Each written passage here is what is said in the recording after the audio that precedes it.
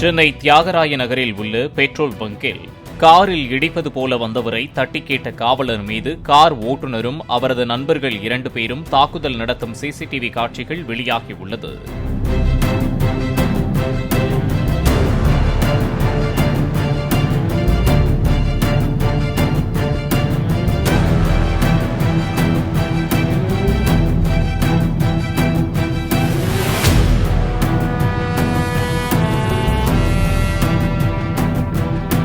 இதுகுறித்து வழக்கு பதிந்துள்ள பாண்டி பஜார் போலீசார் காவலர் மீது தாக்குதல் நடத்திய 3 பேரையும் தேடி வருகின்றனர்.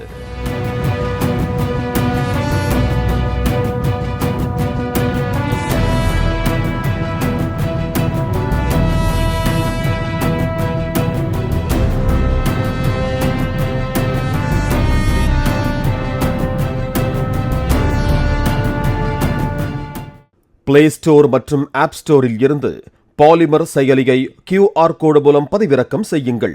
செய்திகளை உடனுக்குடன் பெறுங்கள்.